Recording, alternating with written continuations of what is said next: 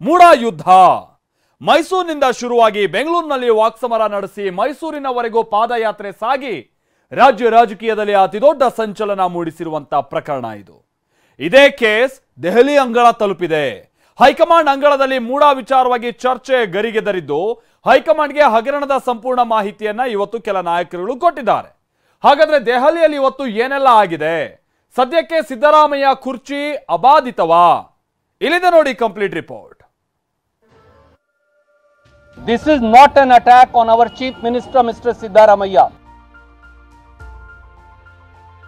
This is really an attack on people of Karnataka by the Union Narendra Modi government, drunk with power and using the puppet governor to destabilize an elected government.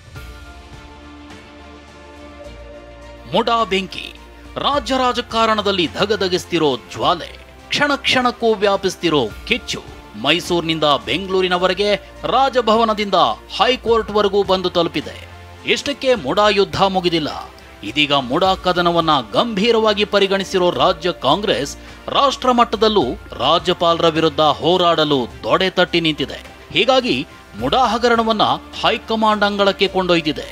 ಮುಂದಿನ ಹೋರಾಟದ ಬಗ್ಗೆ ಚರ್ಚೆ ನಡೆಸಿ ಸಮರ ಸಾರಿದೆ. ರಾಷ್ಟ್ರ ರಾಜಧಾನಿ ದೆಹಲಿಯಲ್ಲಿ ಮುಡಾ ಕದನ. ರಾಜ್ಯಪಾಲರ ನಿರ್ಧಾರದ ವಿರುದ್ಧ ಹೋರಾಟಕ್ಕೆ ಎಐಸಿಸಿ ಕರೆ. ಮುಖ್ಯಮಂತ್ರಿ ಸಿದ್ದರಾಮಯ್ಯಗೆ ಹೈಕಮಾಂಡ್ ಬಲ. ಮುಡಾ ಹಗರಣ. ಸಿಎಂ ಪತ್ನಿ ಪಾರ್ವತಿ ಅವರಿಗೆ 14 ಬದಲಿ ನಿವೇಶನ ನೀಡಲಾಗಿದೆ ಅನ್ನೋ ಆರೋಪ ದಿನದಿಂದ ದಿನಕ್ಕೆ ಧಗಧಗಿಸ್ತಿದೆ. ಅದರಲ್ಲೂ ರಾಜ್ಯಪಾಲರು ಸಿಎಂ ಸಿದ್ದರಾಮಯ್ಯ ವಿರುದ್ಧ ಪ್ರಾಸಿಕ್ಯೂಷನ್ಗೆ ಅನುಮತಿ ಕೊಟ್ಟ ನಂತರ ಪ್ರಕರಣ ಹೈಕೋರ್ಟ್ ಮೆಟ್ಟಿಲೇರಿದೆ. ಸದ್ಯ ಹೈಕೋರ್ಟ್ ಸಿಎಂಗೆ ತಾತ್ಕಾಲಿಕ ರಿಲೀಫ್ ನೀಡಿ ಮುಂದಿನ ವಿಚಾರಣೆಯನ್ನ ಆಗಸ್ಟ್ 29ಕ್ಕೆ ನಿಗದಿಪಡಿಸಿದೆ. ಹಾಗಂತ ಕಾಂಗ್ರೆಸ್ ನಾಯಕರು ಸುಮ್ಮನೆ ಕೂತಿಲ್ಲ, ಸುಮ್ಮನೆ ಕೂರೋದು ಇಲ್ಲ ಅಂತ ರಾಜ್ಯಪಾಲರ ನಡೆ ವಿರುದ್ಧ ಸಮರ ಸಾರಿದ್ದಾರೆ. ಕಾಂಗ್ರೆಸ್ ಹೋರಾಟಕ್ಕೆ ಹೈಕಮಾಂಡ್ ಬಲವೂ ಸಿಕ್ಕಿದೆ.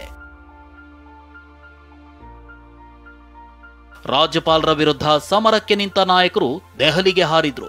CM Siddaramaiah, DCM DK Shivakumar high command ನಾಯಕರನ್ನ ಭೇಟಿ ಮಾಡಿದ್ರು. ಎಐಸಿಸಿ ಅಧ್ಯಕ್ಷ ಮಲ್ಲಿಕಾರ್ಜುನ ಖರ್ಗೆ, ಲೋಕಸಭೆ ವಿಪಕ್ಷ ನಾಯಕ ರಾಹುಲ್ ಗಾಂಧಿ ಜೊತೆ ಪ್ರಕರಣದ ಬಗ್ಗೆ ಚರ್ಚಿಸಿದ್ರು. ಬರೀ ಚರ್ಚೆ ನಡೆಸಿಲ್ಲ, ದಾಖಲೆ ಸಮೇತ ಚರ್ಚೆ ನಡೆಸಿ ಮುಂದಿನ ಹೋರಾಟದ ಬಗ್ಗೆ ಪ್ಲಾನ್ ಮಾಡಿದ್ದಾರೆ. ಹಾಗಾದ್ರೆ ರಾಜ್ಯ ಕಾಂಗ್ರೆಸ್ ನಾಯಕರಿಗೆ ಹೈಕಮಾಂಡ್ ನೀಡಿದ ಸಲಹೆ ಏನು? ಕಾಂಗ್ರೆಸ್ನ ಮುಂದಿನ ಹೋರಾಟ ಹೇಗಿರುತ್ತೆ? ರಾಷ್ಟ್ರಪತಿಗಳಿಗೆ ದೂರು ಕೊಡ್ತಾರ? ಸಭೆಯಲ್ಲಿ ಆಗಿದ್ದೇನೋ ಅನ್ನೋ ಇನ್ಸೈಡ್ ಮಾಹಿತಿಯನ್ನ ತೋರಿಸ್ತೀವಿ ನೋಡಿ. ಎಐಸಿಸಿ ಕಚೇರಿಯಲ್ಲಿ ಮುಡಾ ಹಗರಣ ಮತ್ತು ರಾಜ್ಯಪಾಲರ ಪ್ರಾಸಿಕ್ಯೂಷನ್ ನಿರ್ಧಾರದ ಬಗ್ಗೆ ಕಾಂಗ್ರೆಸ್ ನಾಯಕರು ಮಹತ್ವದ ಚರ್ಚೆ ನಡೆಸಿದ್ರು. ಮುಂದಿನ ಹೋರಾಟದ ಬಗ್ಗೆ ಮಾತುಕತೆ ನಡೆಸಲಾಯಿತು. ಬಿಜೆಪಿ ಏನೇ ಆರೋಪ ಮಾಡಿದ್ರೂ ತಿರುಗೇಟು ನೀಡಿ ಕಾನೂನು ಹೋರಾಟದ ಮೂಲಕವೇ ಉತ್ತರ ಕೊಡಿ ಅಂತ ಹೈಕಮಾಂಡ್ ಖಡಕ್ ಸೂಚನೆ ಕೊಟ್ಟಿದೆ. ಸುಪ್ರೀಂ ಕೋರ್ಟ್ ಆದರೂ ಪರವಾಗಿಲ್ಲ, ಕಾನೂನು ಹೋರಾಟ ಮುಂದುವರಿಸಿ ಅಂತ ಅಭಯ ನೀಡಿದ್ದಾರೆ. ಅಷ್ಟೇ ಅಲ್ಲ, ಗ್ಯಾರಂಟಿಯನ್ನೇ ಅಸ್ತ್ರ ಮಾಡಿಕೊಂಡು ಗ್ಯಾರಂಟಿ ಸಹಿಸದೆ ಸಿಎಂ ವಿರುದ್ಧ ಬಿಜೆಪಿ ಆರೋಪಿಸುತ್ತಿದೆ ಅಂತ ಹೇಳಿಕೆಗಳನ್ನ ನೀಡಿ ಹಿಂದುಳಿದ ವರ್ಗದ ನಾಯಕ ಸಿದ್ದರಾಮಯ್ಯ ವಿರುದ್ಧ ಮೋದಿ ಶಾ ಷಡ್ಯಂತ್ರ ಮಾಡ್ತಿದ್ದಾರೆ, ರಾಜ್ಯಪಾಲರ ಮೂಲಕ ಸರ್ಕಾರವನ್ನ ಅಸ್ಥಿರಗೊಳಿಸಲು ಹೊರಟಿದ್ದಾರೆ. ಹೀಗಂತ ಬಿಜೆಪಿ ಜೆಡಿಎಸ್ ನಾಯಕರಿಗೆ ತಿರುಗೇಟು ನೀಡುವಂತೆ ಹೈಕಮಾಂಡ್ ನಾಯಕರು ಹೇಳಿದ್ದಾರೆ. ಹೆಜ್ಜೆ ಹೆಜ್ಜೆಗೂ ರಾಜ್ಯಪಾಲರ ನಡೆ ಖಂಡಿಸಿ ಹೇಳಿಕೆಗಳನ್ನ ನೀಡಿ ಅಂತ ಹೋರಾಟಕ್ಕೆ ಎಐಸಿಸಿ ಕರೆ ನೀಡಿದೆ. ಜೊತೆಗೆ ಯಾವುದೇ ಕಾರಣಕ್ಕೂ ಯಾವುದೇ ನಾಯಕರು ಸಿಎಂ ವಿರುದ್ಧ ಮಾತನಾಡುವಂತಿಲ್ಲ. ಎಲ್ಲಾ ನಾಯಕರು ಸಿಎಂ ಸಿದ್ದರಾಮಯ್ಯರನ್ನ ಸಮರ್ಥಿಸಿಕೊಳ್ಳಬೇಕು.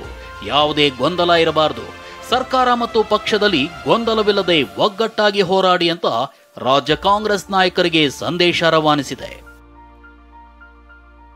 ಸಭೆ ಬಳಿಕ ಮಾತನಾಡಿದ ರಾಜ್ಯ ಕಾಂಗ್ರೆಸ್ ಉಸ್ತುವಾರಿ ರಣದೀಪ್ ಸುರ್ಜೇವಾಲಾ, ರಾಜ್ಯಪಾಲರು ಬಿಜೆಪಿಯ ಕೈಗೊಂಬೆಯಾಗಿದ್ದಾರೆ ಅಂತ ಗುಡುಗಿದ್ರು.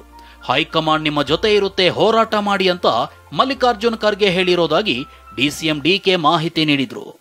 And we believe that the law is on our side and the Honorable High Court and if necessary a higher court will decide appropriately and Satyamev Jayate will take place. ಇಡೀ ಪಕ್ಷ ಮಲ್ಲಿಕಾರ್ಜುನ್ ಖರ್ಗೆ ಅವರ ಮುಖಂಡತ್ವದಲ್ಲಿ, ರಾಹುಲ್ ಗಾಂಧಿ ಅವರ ನಾಯಕತ್ವದಲ್ಲಿ ಒಗ್ಗಟ್ಟಿನಿಂದ ನಮ್ಮ ಜೊತೆ ಇದೆ ವ್ಯಕ್ತಪಡಿಸಿದೆ.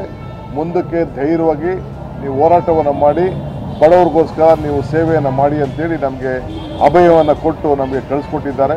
I thank once again the High Command, particularly Mr. Mallikarjun Kharge, Mr. Venugopal, Mr. Rahul Gandhi ji, Mr. Surjewala ji.